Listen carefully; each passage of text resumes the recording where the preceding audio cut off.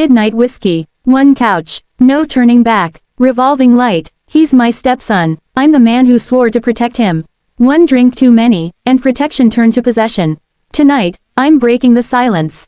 No names. No faces. Just the raw, uncensored truth of what happened when the lights went out and the rules burned down. 5 chapters. Zero mercy. Every moan, every touch, every filthy second, delivered straight to your inbox.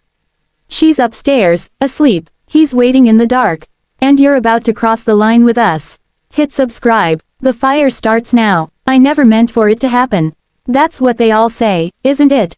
But I'm not them. I'm just a man who married a woman with a past, a present, and a son who grew into something I never saw coming. The house was quiet that night, the kind of quiet that presses against your eardrums after too many drinks.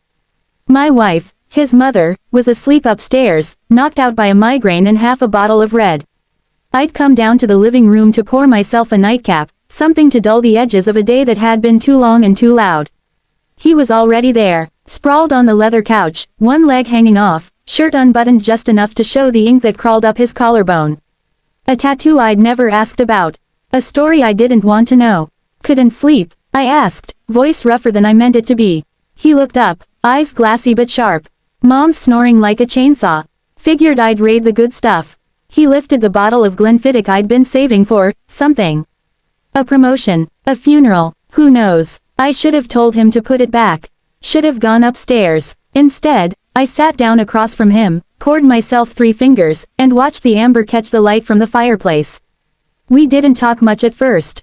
Just the clink of glass, the crackle of wood, the slow burn of whiskey down my throat. He was 23 now, home from college for the weekend, all sharp jaw and restless energy.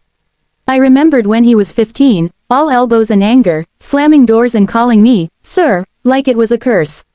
Now he called me nothing at all. You ever think, he said suddenly, swirling the liquor in his glass, that we're just stuck? Like, this is it. This house. This life. Her. I followed his gaze to the staircase, where the shadow of her bedroom door loomed. She's not a prison, I said. But even I heard the lie in it. He laughed, low and bitter.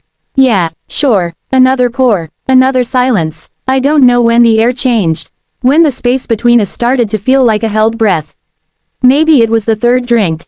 Maybe it was the way he looked at me, not like a son, not like a stranger, but like someone who'd seen me naked in ways I hadn't even admitted to myself. You hate me, he said. Not a question. No, you should. I didn't answer. Couldn't, because the truth was messier than hate. He leaned forward, elbows on his knees, glass dangling between his fingers. You ever wonder what it'd be like if she wasn't here? Just you and me. No rules. No pretending. My pulse kicked hard against my ribs. You're drunk. So are you. He was right. And God help me, I didn't move when he stood up, didn't flinch when he crossed the room and stopped just short of touching me. Close enough to smell the whiskey on his breath, the faint trace of his cologne, something dark and expensive, nothing like the boy I used to know. I'm not a kid anymore, he said. I know. Then stop treating me like one. I should have laughed it off. Should have told him to go to bed. Instead, I looked at him, really looked, and saw the man he'd become. The hunger in his eyes. The dare, and for the first time in years, I didn't look away. It started with a touch. Not innocent, not accidental, his hand on my knee, fingers pressing just hard enough to bruise the pretense we'd both been wearing like armor. I didn't pull away. The fire had burned low, casting long shadows across the room, turning his face into something half remembered, half forbidden. I told myself it was the whiskey. Told myself it didn't mean anything. But my body knew better. He moved closer, slow enough that I could have stopped him. Should've. His breath was warm against my neck, his voice a whisper that scraped along my spine. Tell me to stop. I didn't. His mouth found mine like it had been waiting years for permission. Rough, desperate, tasting of smoke and sin. I kissed him back like a man drowning, hands fisting in his shirt, pulling him down until we were tangled on the couch, limbs and lies and the weight of everything we'd never say aloud. I'd like to say I thought of her then. My wife. His mother. Sleeping upstairs, oblivious. But I didn't. Not really. All I could feel was the heat of him, the scrape of his stubble, the way he groaned into my mouth like I was the answer to a question he'd never dared ask. We didn't make it to the bedroom.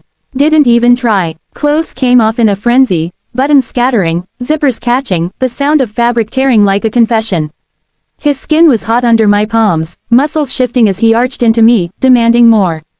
I gave it to him. On the rug in front of the dying fire, with the taste of him still on my tongue and the scent of sex thick in the air, I took what wasn't mine to take. And he let me, begged me, his nails raking down my back, his voice breaking on my name, not the one she gave him, but something rawer, realer. Afterward, we didn't speak. Just lay there, sweat cooling, hearts hammering against each other's ribs. The clock on the mantel ticked past 3 a.m.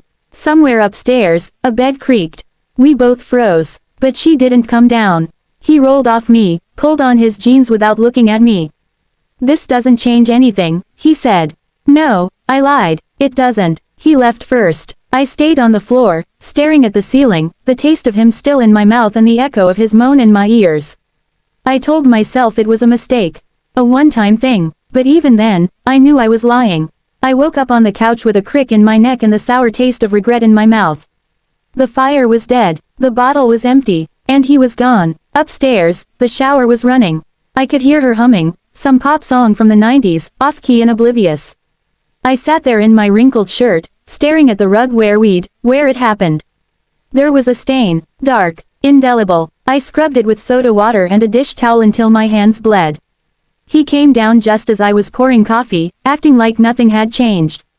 Hair damp, smirk in place, pouring cereal like he hadn't had my cock down his throat 8 hours ago. "Morning," he said, not looking at me.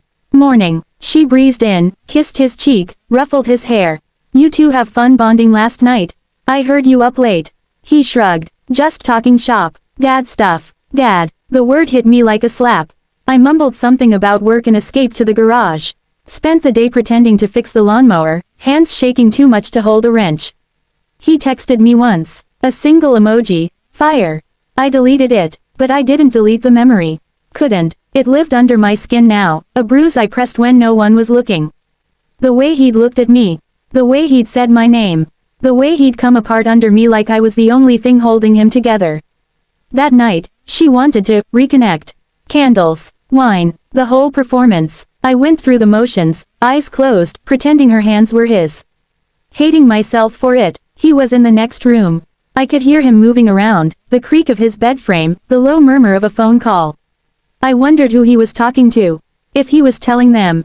If he was laughing about it. I came inside her thinking of him. After, she fell asleep curled against me, her breath warm on my chest. I stared at the ceiling and counted the cracks in the plaster. At 2:17 a.m., my phone buzzed. Basement. Now. I told myself I wouldn't go. I went. The basement was cold, concrete under my bare feet, the air thick with the smell of damp and old cardboard. He was waiting in the dark, leaning against the pool table, shirtless, a joint glowing between his fingers. "You came," he said. "I shouldn't have, but you did." He took a drag, held it, exhaled slow. The smoke curled between us like a secret. I wanted to hate him. Wanted to blame him. But the truth was uglier. I'd started this. I'd let it happen. I'd wanted it. He stubbed the joint out on the felt, crossed the room in 3 strides, and kissed me like he was starving. I kissed him back like I was dying. We didn't make it to the couch this time. Just the wall, his back slamming into it hard enough to rattle the shelves. I tasted blood, mine or his, didn't matter. My hands were everywhere, mapping the places I'd memorized in the dark, the places I'd pretended didn't exist in the light. He dropped to his knees without a word, looked up at me with those eyes, too knowing, too young, and took me in his mouth like he'd been thinking about it all day. I lasted maybe 30 seconds before I was fisting his hair, fucking his throat, whispering filth I didn't even know I knew. When I came, he swallowed like it was a gift. After, he stood up, wiped his mouth with the back of his hand, and grinned. "You're not as vanilla as you pretend, old man." I laughed. Couldn't help it. The sound startled us both. We ended up on the floor, tangled in an old sleeping bag, trading drags from a second joint and stories we'd never tell anyone else. He told me about the first time he knew he was into guys. I told him about the summer I spent in Greece with a fisherman twice my age. We didn't talk about her. Didn't talk about tomorrow. Just this. Just now. At some point, he fell asleep with his head on my chest, fingers curled into my shirt like he was afraid I'd vanish.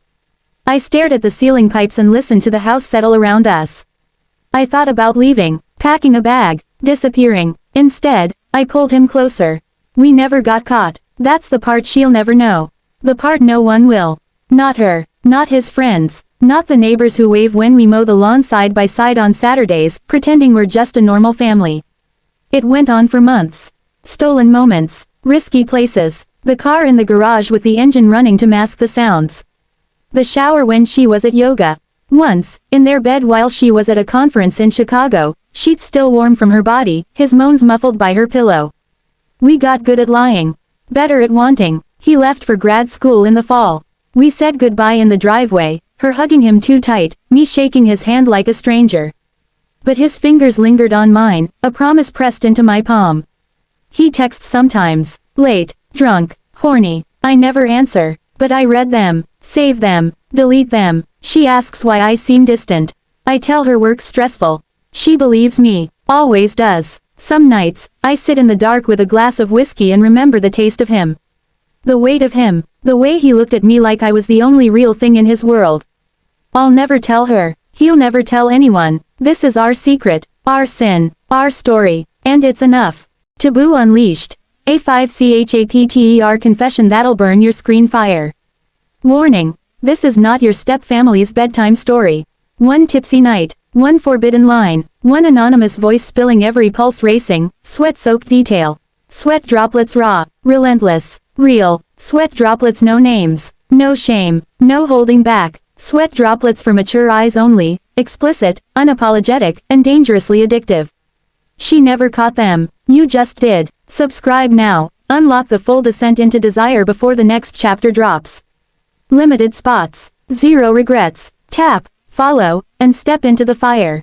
The confession ends, but the obsession doesn't. Fire. 5 chapters. 1 secret. 1,000 sins. He walked away. I stayed behind. She still smiles at breakfast, never knowing her bed was the altar where we worship the forbidden. This wasn't love. This wasn't hate. This was hunger, raw, relentless, and still clawing at my throat every time his name lights up my phone at 2 a.m. The story's over, for now. But the fire, it's just getting started. Eyes want the next confession. Eyes the next risk, the next relapse. Subscribe. Stay anonymous. Stay addicted. Because some secrets don't die. They just wait for the next drink, the next dark room, the next, I shouldn't, but I will. Lock in your spot. The basement door's still open.